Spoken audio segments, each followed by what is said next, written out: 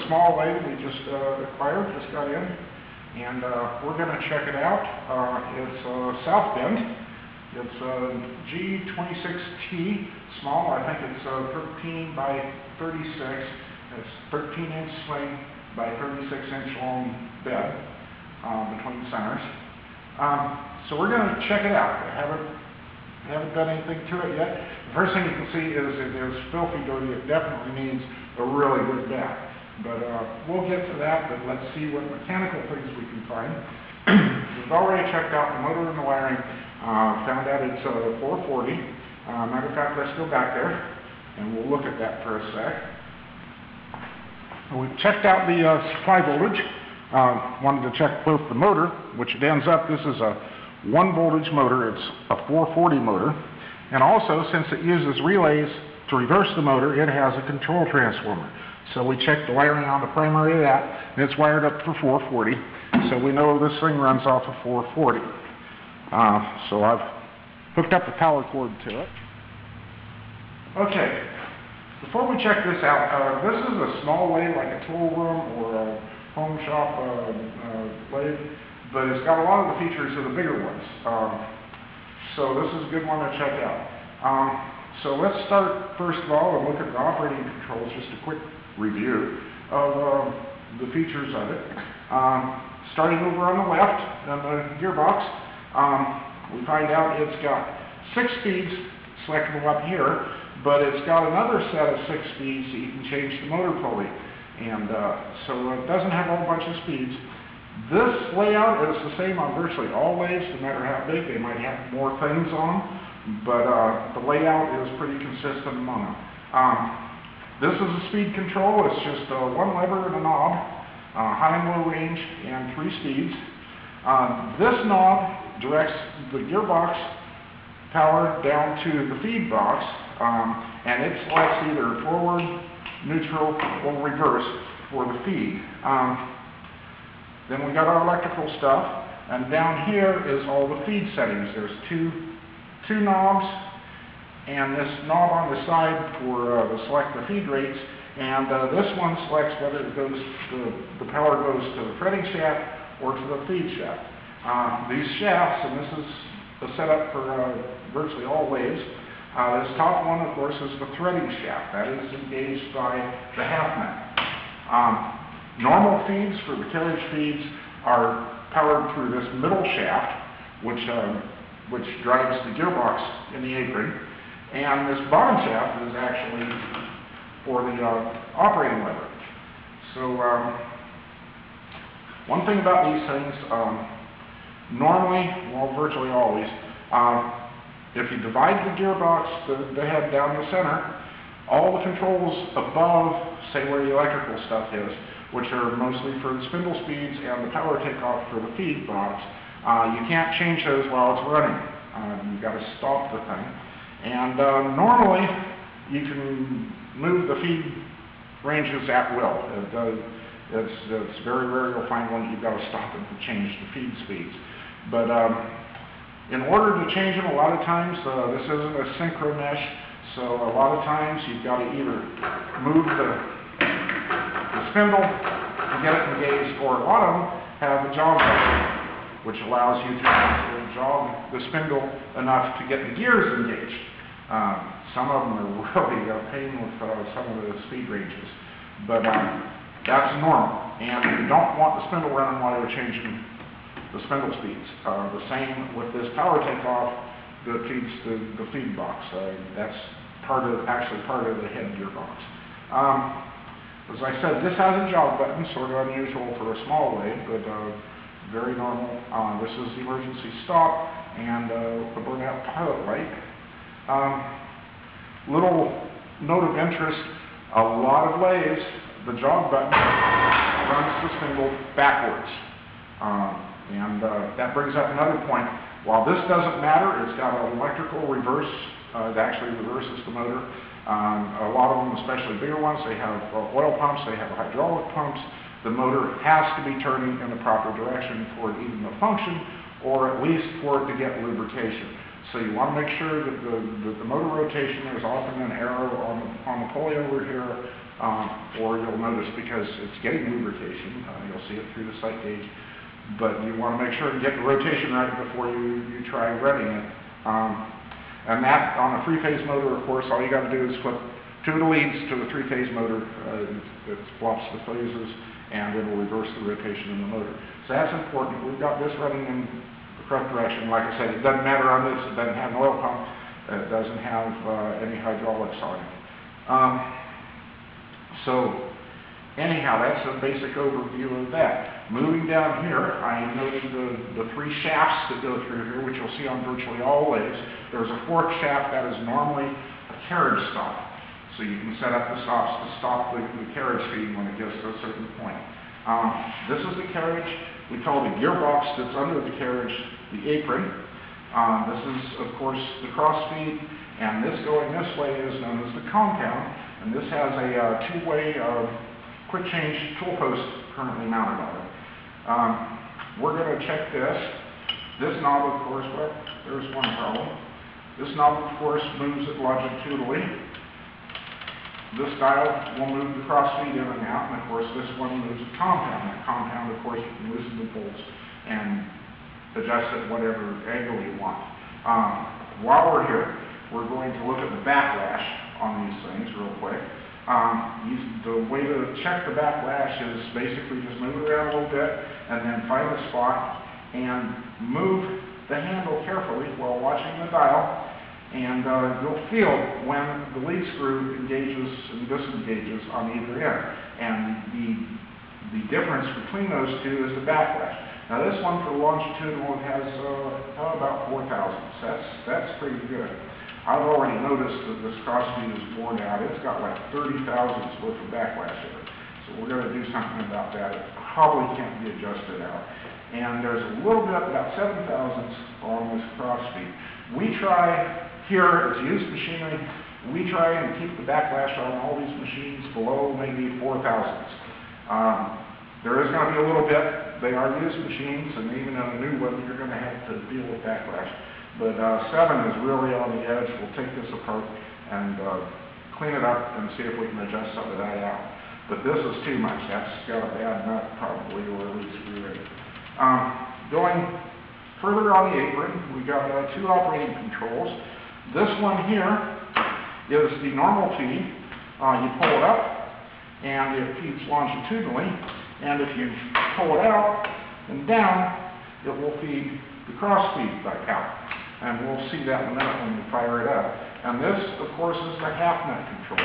Now, virtually all the lathes, well, all of them I've seen, have a lockout. So if this thing is in the regular feed, the half nut will not engage, and vice versa. And that's to keep you from having both engaged at the same time, which would be bad on something. This is the operating lever. Forward, reverse. This one's worn out, but normally there's a lash to keep you from going quickly between forward and reverse. There's no real standard on this. Some of them you pull them up, and some of them you push them down to go forwards. The general rule is you pull them up. This is the threading indicator, which actually works, although you can't read it. Going down further, the tailstock. This, of course, is to move the tailstock quill in and out. There's very little backlash in that. There's a lock here to move it on the rails, and of course there's a lock for the quill. We want to move that all the way and make sure they often have problems or this quill is bent, and can be a pain to fix. So we're going to fire this thing up. When we check out a lathe, no matter what size it is, we're going to first go through all the spindle speeds. Listen to it, observe it, make sure first of all they work, all the speeds work, and listen to it. So we'll start low range with that knob to the doesn't sound too bad. We'll go to the next speed. That's the slower speed. Middle one is actually the slowest speed. Whoops, and that's that lockout that doesn't work. So it's very easy to go backwards. And the third one, and we'll repeat the exercise. sound very good.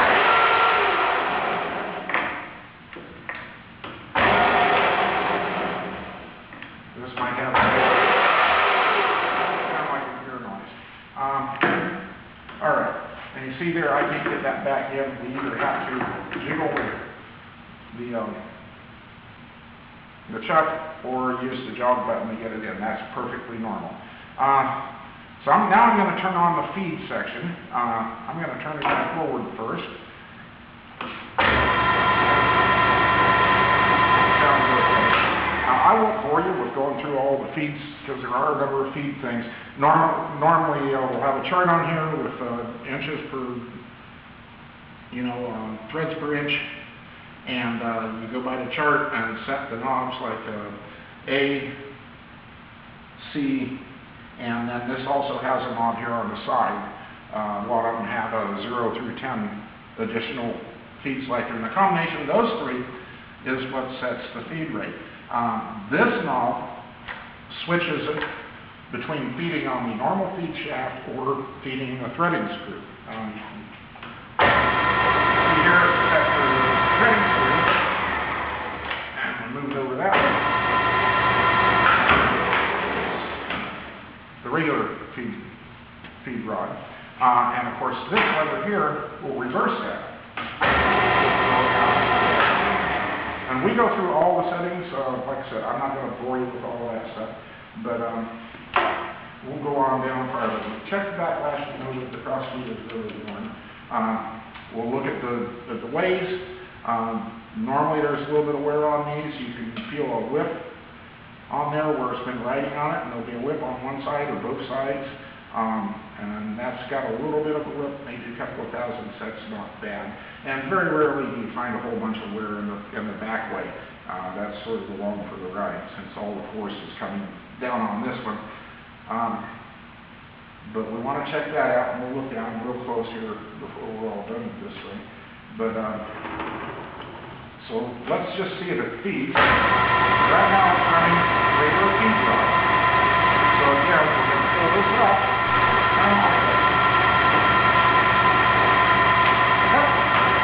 I told you about that rock out there. So we can see it's feeding in that direction. We stop it and reverse the feed. Now feeding in this direction. If I go down, the crossfeed through. Again,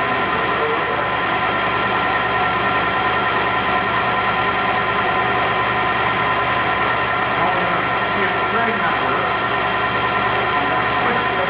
Now it's turning the threading rod. And that doesn't have anything to do with this. That is just threading out a little bit.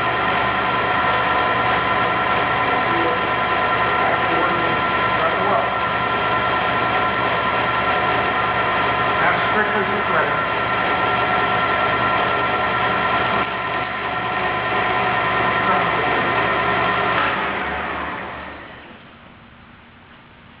So there's not really much to it. Of course, when we repair it, we're going to check it a lot more thoroughly, and we'll definitely clean this thing. Probably paint it at one time. I want to point out they all have sight glasses for the oil levels. This has a sight glass here, this is actually divided into two sections. The spindle section and the feed gearbox. And there's an oil level here, sight glass, so it's a little bit low for the oil in the feed box, and there's one here on the side that is for the spindle gear train, and that's also a little bit low, which is not unusual. So the one thing this doesn't have that most bigger lathes and a lot of the smaller ones have is a foot pedal brake. You push down on the foot pedal, it not only shuts off the spindle, but it will break it to a stop. This one doesn't have one. That's an important safety feature that we check out. That's really all there is to a lathe. Like I say, a bigger one might have more features, but the layout is the same. Everything is basically the same.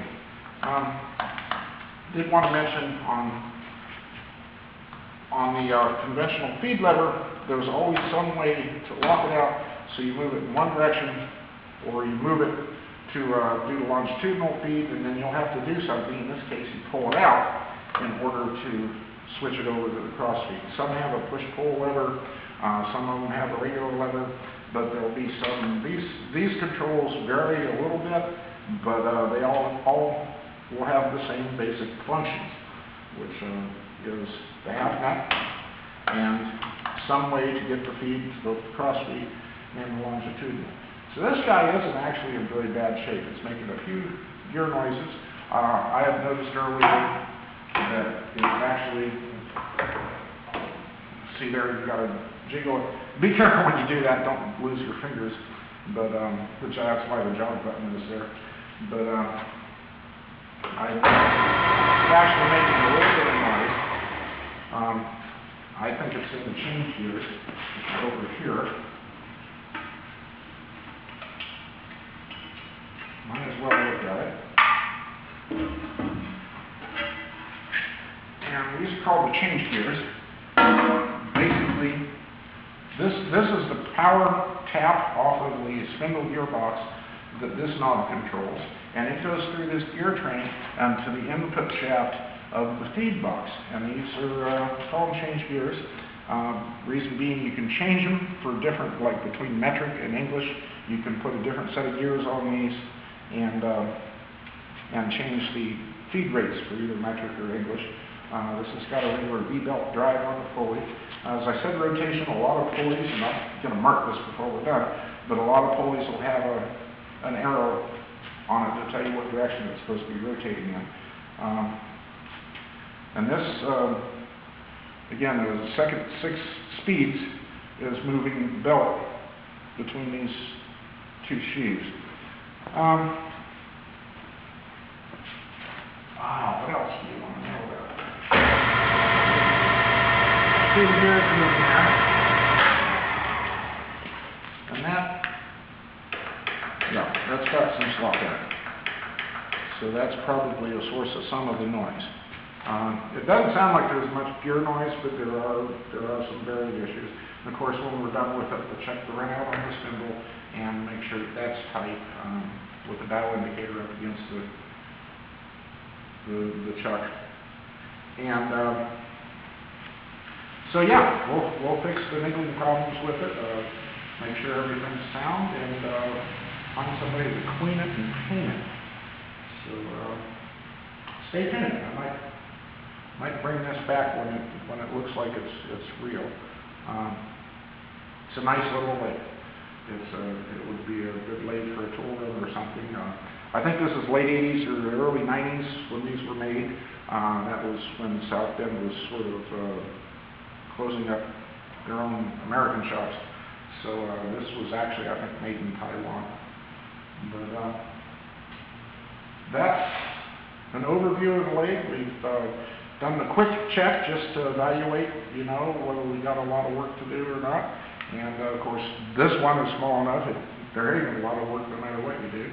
A larger one, it can get involved. So hope you enjoyed it, and we'll see you next time on the Machinery Repair Shop channel.